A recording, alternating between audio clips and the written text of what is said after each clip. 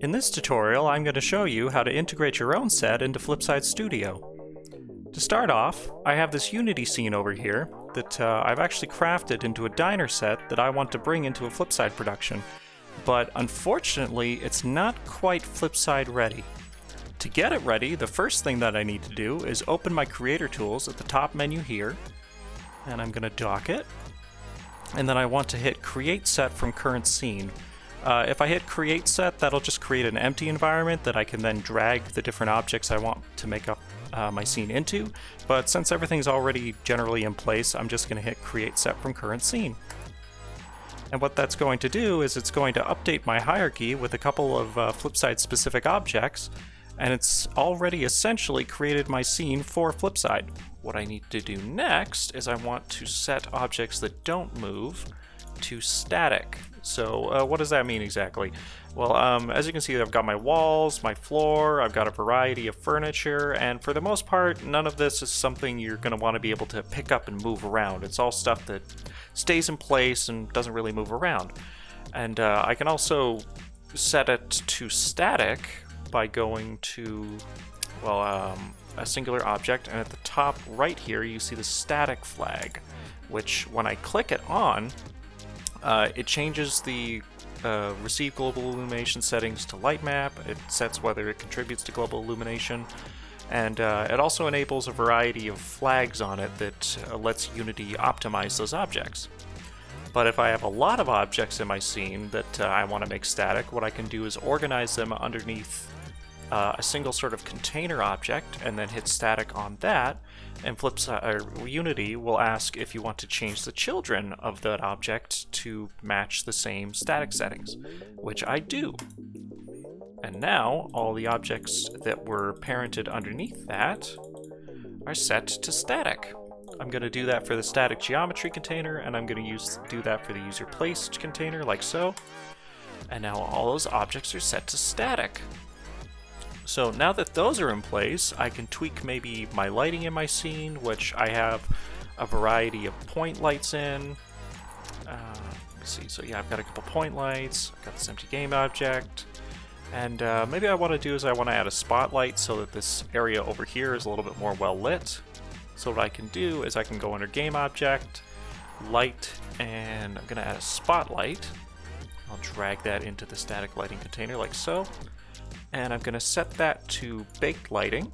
I'm going to give it soft shadows, maybe give it a shadow angle like so, and then I'll get it into position and set my intensity and color on it. So like here, I want it kind of high up like that. I want it to reach kind of far out, like so. And I want to lower the intensity on that a little bit. And you can always go back and change the type of lighting. Say for instance a spotlight doesn't work, I want a point light that casts in all directions, or maybe I want a more complicated area light, and these are reserved specifically for baked lighting. So if I say wanted like paneling or some kind of like a large square area that casts light, I can set it to area and even change the shape on that, like so. But for most cases, spot or point light will work for what you're trying to do. So I'll leave that for now. Click Save. So I've got my lights in position, I've got everything flagged as static, so I can open my lighting menu under Rendering, Lighting, like so. I'll dock that, and then I can hit Generate Lighting down here. And what Unity will do is it'll generate my light maps depending on the settings that I input up here. We'll cover that in another tutorial, and just make the scene look really pretty and also make it more performant. Okay, and our light bake is finished, as you can see. The scene's looking really nice. Let me just disable my gizmos at the top here. That's all these UI elements that I can just click on quick. I can hide those. And here's my scene lighting. As you can see, all the shadows are baked. Looks really nice. And yeah, the best part is because this is all baked into a texture on those static objects, it's all really performant in VR. Okay, so now that I got my lighting set up and I've got all the objects that I don't want to move set, what about objects that do move? Well, as you can see, I have this coffee pot here that I want to be able to pick up in the scene. I click on that, and if I try simulating my scene right now, it doesn't really do anything, and that's because it's not actually a prop at the moment. To fix that, what I can do is I'll select the top level asset, and I'll add a prop element script, like so. And Unity / Flipside Creator Tools that'll also automatically add a nav mesh modifier to it, so that, and I'll touch on what that is in a little bit, but the main thing is I want to make sure gravity is enabled on that, and I also want to make sure that I have colliders, which I do, but for the sake of the tutorial, I'll delete those for now, and I'll add as a child, empty child, collider, and I'll just add a box collider for now, like so. And there's a variety of different colliders that you can use. Whoa, okay, so it's very big at the moment. Just had to enable my gizmos to see the collider. So I'll change the dimensions on this box collider to more closely match the size and general shape of this coffee pot. Like so. And I think I need another one, just for the handle. So I'll move it over here, and I'll reset that. So,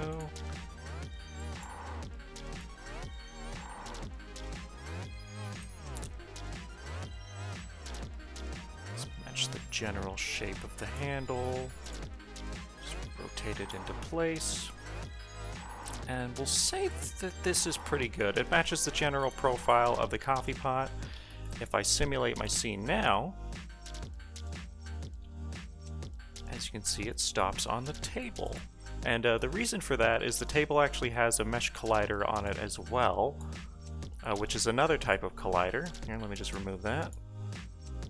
So if you select the object and add mesh collider component, like so, and I can set that to convex or not. If you use mesh colliders on props, you want to set those to convex. But because this table is set to static, like so, I can leave that as just a regular mesh collider.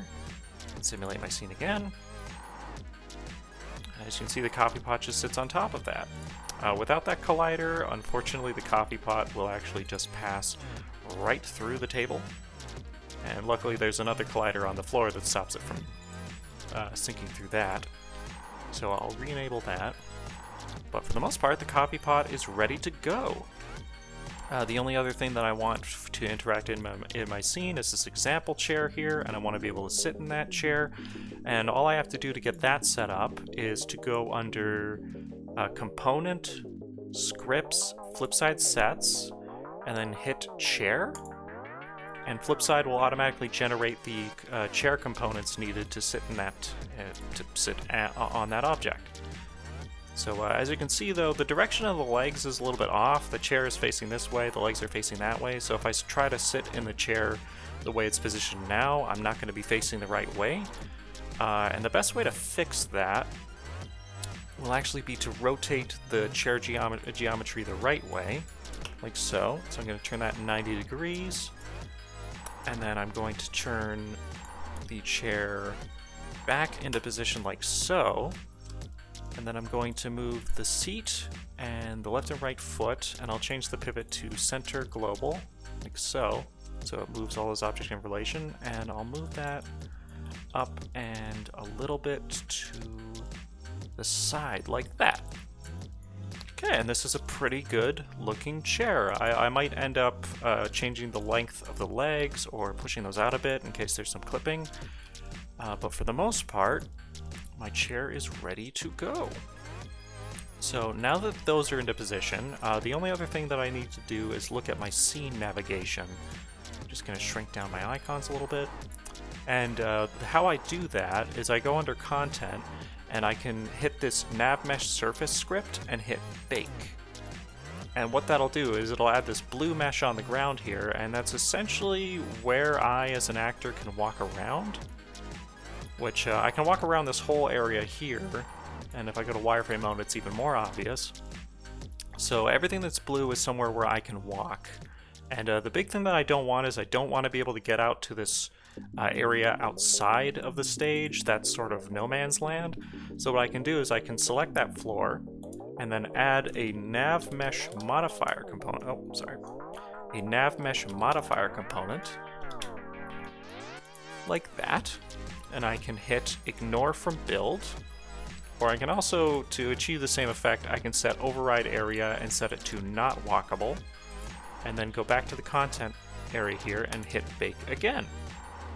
And as you can see, all of that area is blocked off now.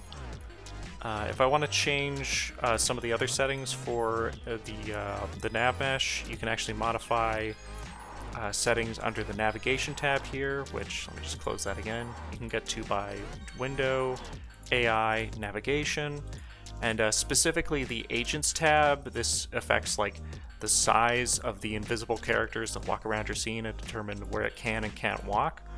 And if you change settings on that, so like radius or step height in particular, that'll change how the nav mesh is generated. That again, as you can see, it's changed a little bit with those settings. And yeah, so this looks pretty good as far as my nav mesh goes. I'll be able to walk around this just fine. So now that everything else is in place, the only thing I need to do is fill out my set info. So that my set name, Dino Diner, attribution, I'll add a thumbnail here, so I'll either take a screenshot or I'll use this milkshake poster. I'll set my sky ID to number 3 because I want a completely black sky.